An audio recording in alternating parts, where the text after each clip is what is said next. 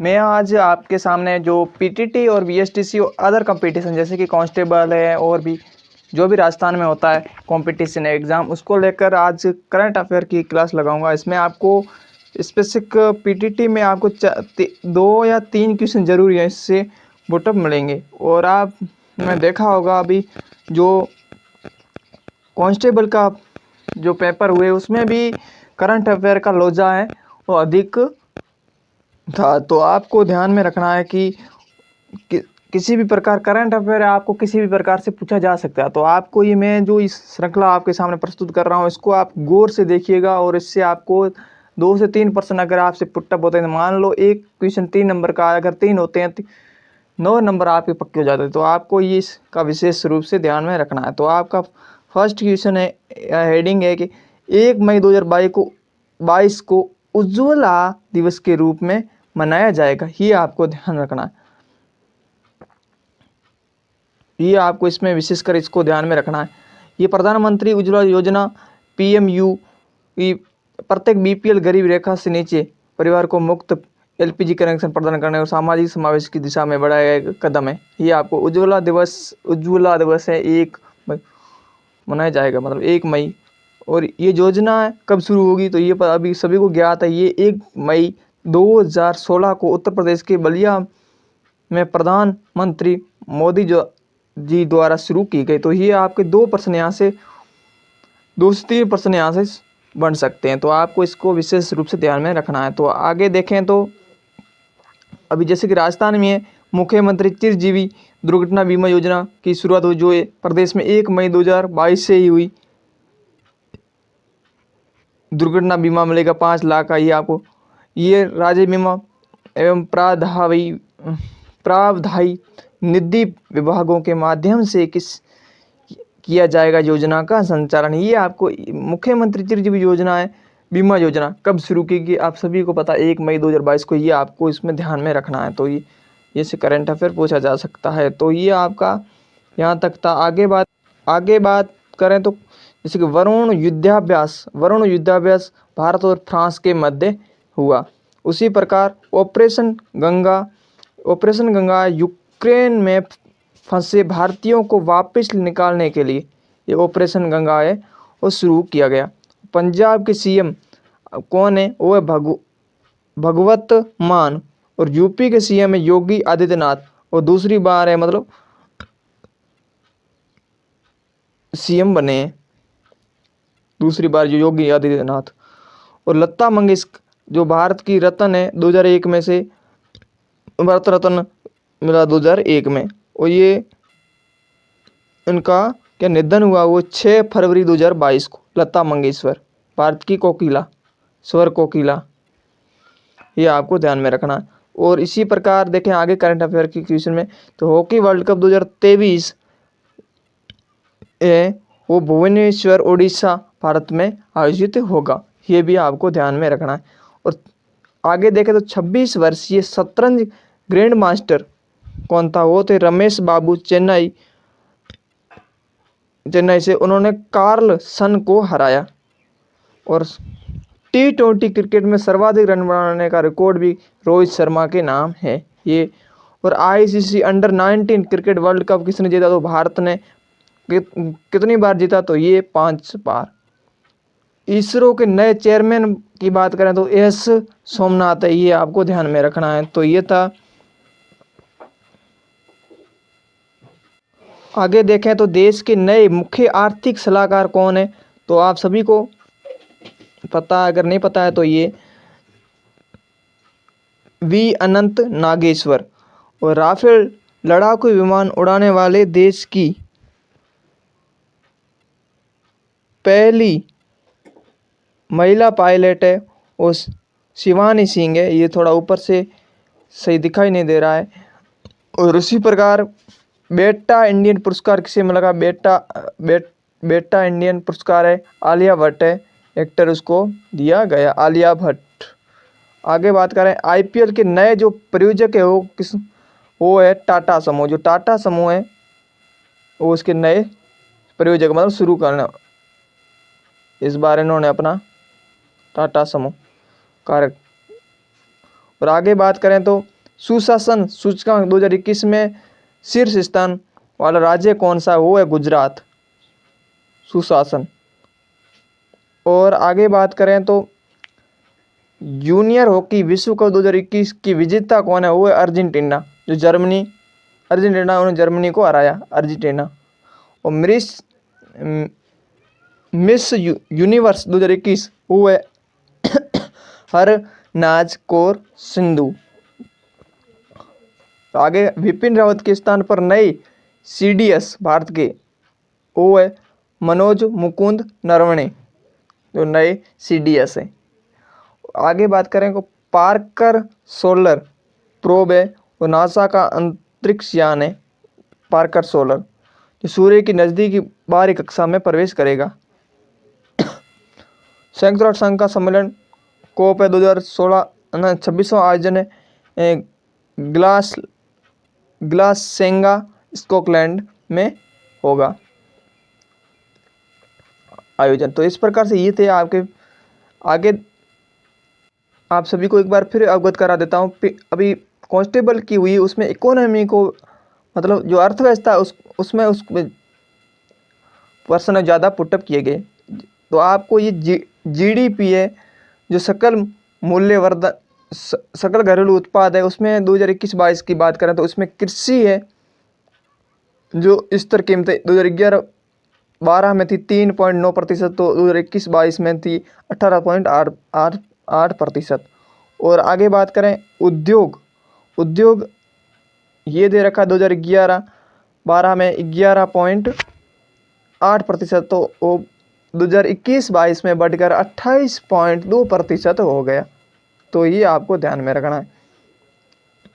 आगे देखें सेवा की बात करें तो सेवा आपको ये 8.2 से बढ़कर 2021-22 में इसकी कीमतें हैं वो 53% हो गई। तो ये आपको यहाँ से प्रश्न आपको पूछा जा सकता है, इसको आप में विशेषकर ध्यान रखना, GDP से, सकल घरेलू उत्पाद। आगे देखें तो जो 26 जनवरी 2022 का जो गणतंत्रता दिवस है समारोह, तो 73वां स्वतंत्रता गणतंत्रता दिवस था। तो इसमें क्या था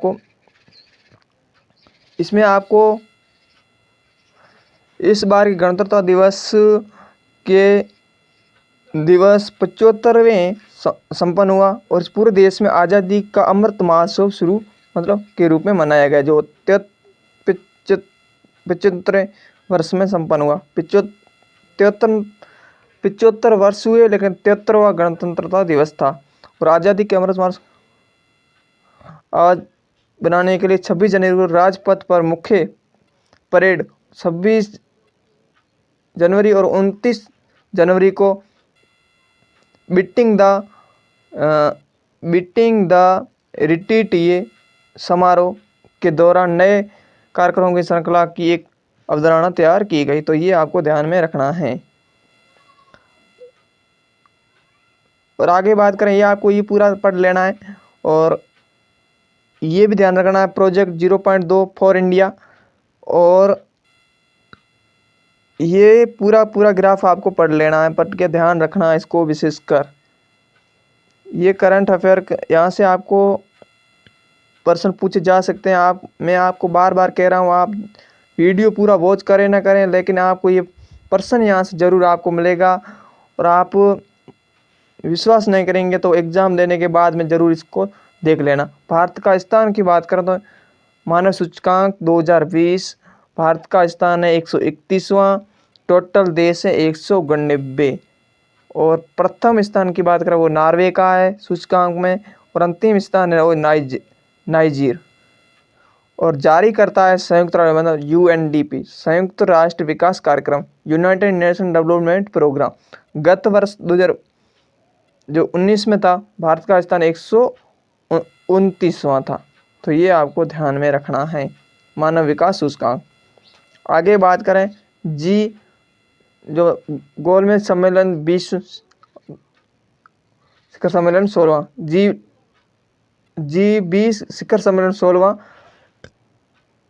वो है 30-31 अक्टूबर 2021 को आयोजित हुआ। इटली की अध्यक्षता में रोम में आयोजन हुआ। विषय थीम इसकी क्या थी, थीम दी जनता पृथ्वी व समृद्धि। इस प्रकार से ये आपको पूरा ध्यान में रख लेना है। भारत 2023 में करेगा G20 जो गोलमेज शिखर सम्मेलन है मेजबानी, और भारत ने 1 दिसंबर 2022 से G20 की शुरुआत करेगा और पीयूष गोयल को 2023 में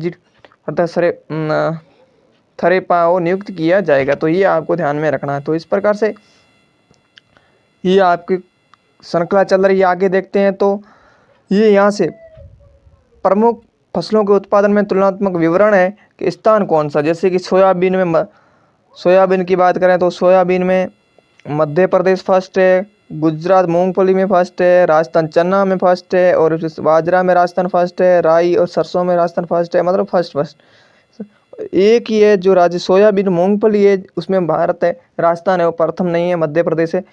अदरवाइज दूसरे सारे जो भी फसल है उसमें राजस्थान पहले स्थान पर है।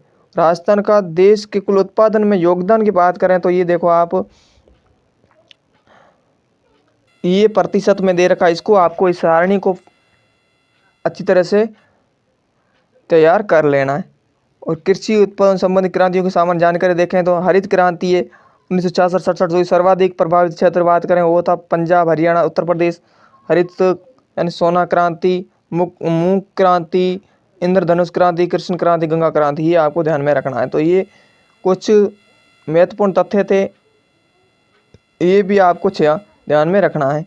तो आगे बात करें राजस्थान की अर्थव्यवस्था में कृषि और श्रमिक गतिविधियों की बात करें तो ये आपको मैं पूरा आपको स्क्रीनशॉट शेयर कर रहा हूँ, आप इसको तैयार कर लेना, आपका समय भी नहीं जाएगा, एक बार इसकी रीडिंग जरूर मार के जाना। आगे बात करें तो भू उपयोग सांख्यिकी की बात करें तो वानिकी है, कृषि के अतिरिक्त अन्य उपयोग भूमि है, ये आपको ध्यान में रखना। तो ये आपको ग्राफ है वो बंजर भूमि कितनी है, 4 वर्षों के झुंड बाग, ये आपको ध्यान में रखना। औद्योगिक संस्थान की बात करें जैसे कि औद्योगिक क्षेत्र, विनिर्माण क्षेत्र, इसमें मतलब GDP पता औद्योगिक क्षेत्र में कितने प्रतिशत है। तो ये आपको ये पूरा आपको ध्यान में रखना है। तो उम्मीद है कि आपको ये वीडियो कैसा लगेगा, लेकिन मैं अपनी ओर से बेस्ट देने की कोशिश करूँगा। जैसे कि भारत में कच्चे उत्पादन तेल में राज्य कौन कौन से हैं देखो, जैसे कि सबसे बड़ा द्वितीय और सबसे बड़ा जो उत्पादक है कच्चे तेल में वो राजस्थान है, जो कुल कितने 20% हैं। और आगे वैसे प्रमुख खनिज है, खनिजों की संख्या 57 है, प्रमुख खनिजों के लिए जारी किए गए खनन पट्टियों की संख्या भी बताई गई है। तो खनन क्षेत्र है और ये इस प्रकार से आपको देख लेना है। आगे की बात करें राज्य में खनिज विकास हेतु निम्न संस्थान कार्यरत है, जैसे खान एवं भू विज्ञान उदयपुर में जो इसकी स्थापना की गई, इससे समय तथ्य हैं, इसको आपको ध्यान में रखना है। और ये आपको सारणी दी जा रही है, ये 2000 पशु गणना है, पशु गणना से आपको ये जरूर प्रश्न देखने को मिलेगा, तो आप इसको ध्यान में रखना है। आगे देखें तो ये था और इसकी उत्तर माला ये दे रखी है, तो आपको इसमें ध्यान जरूर रखना है, ऐसी मैं आशा करता हूँ। और आगे बात करें तो प्रतिशत में ये है, और प्रदेश की अर्थव्यवस्था में पशुपालन का 10% से अधिक सकल घरेलू योगदान है मतलब। और आगे बात करें तो राज्यों के नृत्य मतलब नृत्य है वो ये है, जैसे कि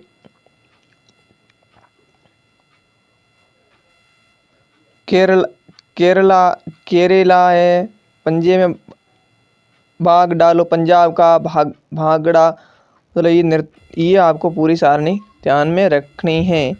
तो ऐसी आशा और उम्मीद के साथ आज का ये वीडियो आपको कैसा लग रहा है, लेकिन मैं अपनी ओर से बेस्ट देने की कोशिश कर रहा हूँ। तो ये आपको जैसे कि ये राजस्थान की प्रमुख विशेषताओं का अखिल भारत की तुलनात्मक विवरण है।